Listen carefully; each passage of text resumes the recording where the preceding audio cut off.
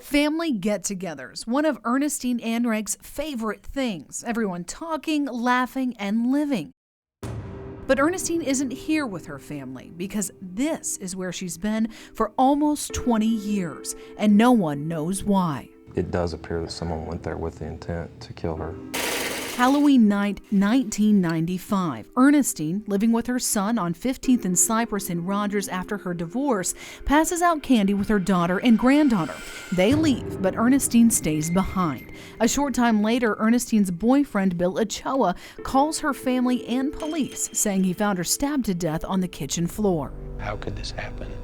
And this is the kind of thing that happens in other cities or other places and to other people. Police say the door was ajar, but there was no forced entry, nothing stolen, and they were unable to find the knife used in the killing. Police also say with it being Halloween, it's almost impossible to know if Ernestine knew her attacker. Everybody opens their door on Halloween, but on a night like Halloween, where you may answer the door 100 times based on where you live, it makes it so hard to, apply the normal parameters to this profiling. Detectives interviewed close friends and family, but never charged anyone in the crime. To this date, everyone that was thought to be a suspect has been ruled out. Anytime you get an alibi from someone who's a potential suspect in a crime, it's our job to either prove or disprove that alibi. Based on that, the people that we talked to early on were ruled out. The police have not ruled out a random Halloween night crime, and to complicate things more, a carnival from out of town set up several blocks away from the house just a few days before the murder. It's a proven fact that, those people are often guilty of crimes committed when they are in a town for 3 or 4 days and then they move on. Rogers police have very few unsolved murders, and they say they want this closed. They also say they have every bit of evidence from this case in evidence storage.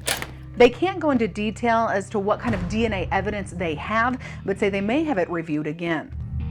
When the technology back then isn't up to speed of where we are today, taking a look at the pieces of evidence that we do have and trying to determine, one, what was the analysis done on it in 1995, and two, has that type of analysis improved to the point to where we think we need to resubmit it.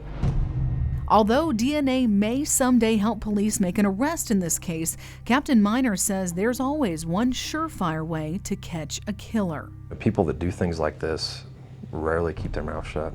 They're going to tell somebody.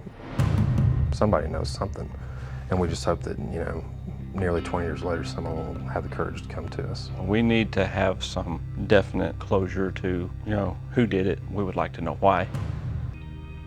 Well, why couldn't you have spared, it just doesn't make sense to us. Although they have a lot of pain in talking about how she died, memories of their mother bring Ernestine's children nothing but joy. Just kind and sweet.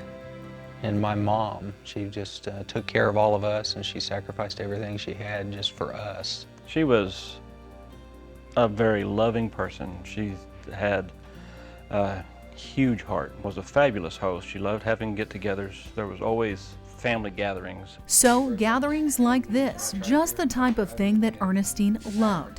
Next Halloween, it'll be 20 years since her murder, and her family says the next time they get together to celebrate her life, they pray they'll also know who ended it. We have faith in knowing that eventually this individual is going to receive their judgment.